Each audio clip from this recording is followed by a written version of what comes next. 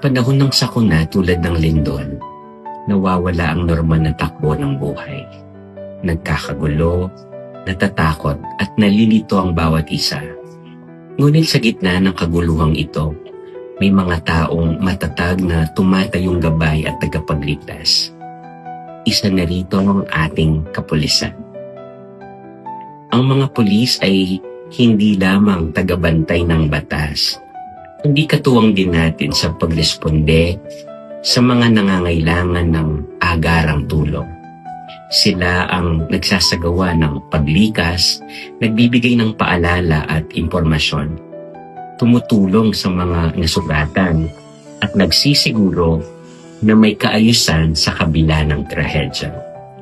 Madalas, tahimik nilang ginagawa ang kanilang tungkulin, hindi humihingi ng kapalit, kundi tanging ang kaligtasan ng kanilang kapwa ang iniisip.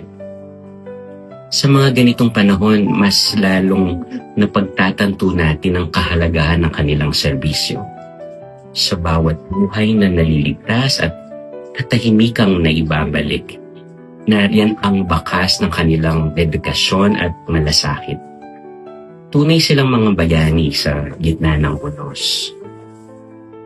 Ating silang panalangin. Amang makapangyarihan sa bawat lindol at sa kunang dumarating. Ikaw ang aming sandigan at pag-asa.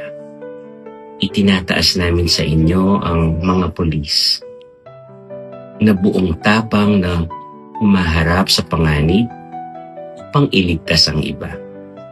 Pagpalain mo po sila ng lakas ng katawan at tibay ng loob. Ingatan mo sila sa bawat hakbang at gabayan sa bawat desisyon. Naway madama nila ang iyong presensya sa gitna ng kanilang tungkulin. Lagi po siya na nilang magampanan na sa bagong Pilipinas, lahat ng Pilipino ay ligtas. Amen.